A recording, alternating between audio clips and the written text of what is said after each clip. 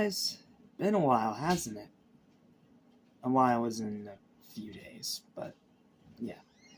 Here we are, once again, to talk about animation and to talk about another show from my back catalog that I've been meaning to watch for a while, but not until now did I have time to do so because, YouTube stuff. So, without further ado, I got to check out two shows off my back catalog, and yes, this one, its second season's not coming out until later, but I'm covering it now before I don't have time to.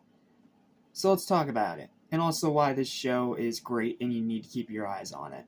What's up? What's happening? What's going on, everybody? Welcome back to Animation Station, your sister for anything and everything animation, including TV and movies. I'm your host, Jackson Small. Welcome back to Animation Station, our number one status for anything and everything related to animation. And today we are taking a look, a spoiler-free look. Don't worry, I'm not gonna spoil everything like an asshole. No, I'm not that kind of guy. Today we are going to be taking a look at the first season of Sakamoto Days, the most recent original anime from Netflix. Now, I wasn't entirely sure what to think of this show going in. Like, it's an anime, it's about assassins, and it's a Netflix original, falling off of the heels of Castlevania. So, I wasn't entirely sure what to expect going into it. But when I came out the other side after watching this first season, or part 1 as they call it for some reason, I came out very impressed and surprised. This is a great show, and ridiculously funny. Like, almost every single second this show had me laughing. Now, yes, it is a MA show. Now, for those of you that don't know what that means, it means mature audience, which means this is technically an R-rated anime, even though there's no super shocking stuff in it outside of a lot of smoking and a lot of language. Like, this show has a lot of cursing. But outside of maybe a decapitation here and there, it's not really that gory. Like, it has a few moments here and there of blood, but it's nothing super vicious or shocking. So, this isn't really a show that's MA rated for its visual gore, it's more because of its content. Okay, so what's the show actually about? Well, it's about a retired assassin named Sakamoto, and he used to be like the most deadly, incredible assassin in the entirety of this universe. So when he retired, he ended up breaking this cardinal rule of this organization. So they send this guy Shin to assassinate Sakamoto. But now Sakamoto has a family. He's fat, and obviously people are going to underestimate him. But despite being wider, I'm trying not to sound offensive, he is still as capable as he's ever been. And he still knows how to off someone if need be. Now, of course he can't actually do this because of the family rules set by his wife, and she literally outright says that if he starts doing his job again, he's getting divorced. So, you have him trying to be secretive about it, you have Shin being unable to kill him, and it kind of just turns into this weird gathering of friends that slowly develops throughout this season, where you have Shin, you have a female character, I forget her name, I'm sorry, and you have this other guy, voiced by Blue Beetle, of all people. This show is a pretty interesting voice cast. We'll get to it, but yeah, the show, on paper, it sounds pretty simple, but trust me, they do a lot with this simple premise, and it's actually a genuinely entertaining story. So, I have a written review for this one, and it's not super long, but I tried to hit all the main parts of it without spoiling anything. So, let's dive in. I hope you enjoy. Here's my final overall summarization for Sakamoto Days Part 1. Took a while to get to this one, huh? I knew about it for a while, but I've been so busy with YouTube stuff that I didn't have time previously to watch it. But now that I'm in between marathons, I finally got some extra time to catch up on some of the newer shows.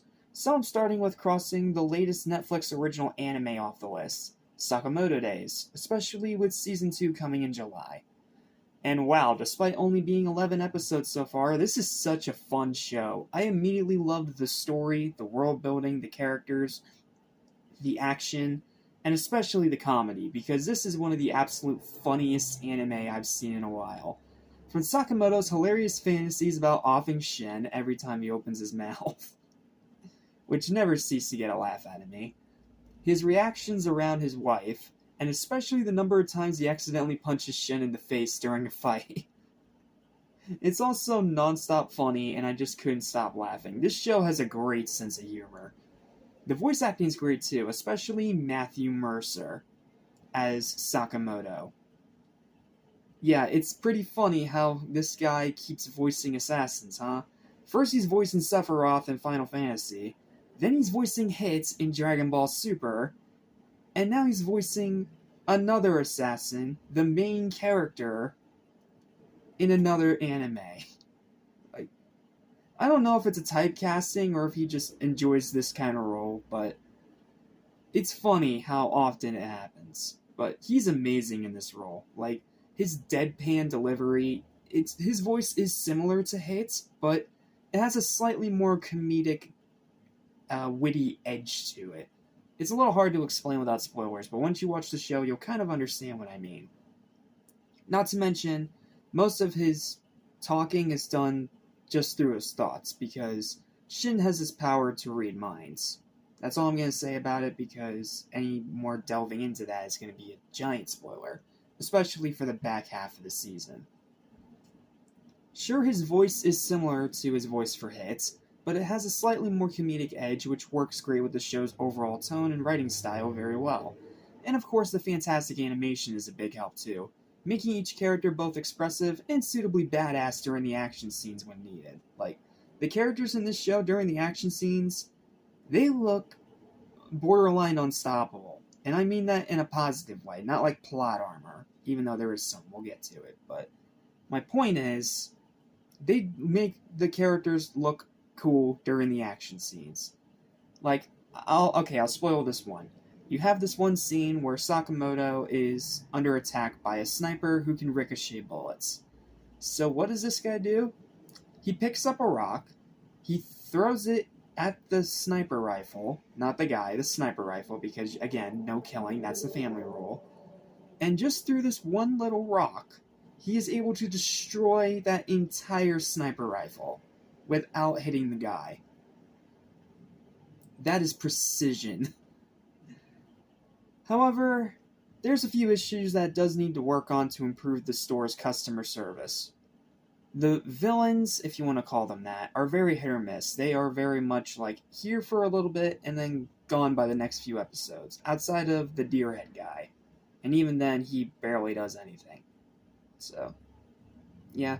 The actual villains of this first season don't last very long, and some of them just end up either becoming unwitting allies to the heroes, or they're just gone. They just immediately leave the story afterwards. Like, you have all these people trying to take out Sakamoto because he has this giant bounty on his head still, despite his 5 years of retirement. So, you have all these people trying to off him, but slowly they end up realizing that they just can't. So they just leave the story. That's pretty much the depth of villains you get in this show. Like, the closest you get is the guy voiced by Blue Beetle. The one goofy guy that won't stop crying. That you meet in the later half of the show.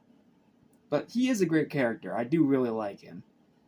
But there's not really any villains in this season per se, which I can kind of get because they are trying to set up this other big organization to take over as the main villain at the end of the season for season 2. But it's still just something worth noting going in. If you're expecting amazing villains in this show, in this first season, you have your expectations a little too high. This is no My Hero Academia where you have great villains right off the bat.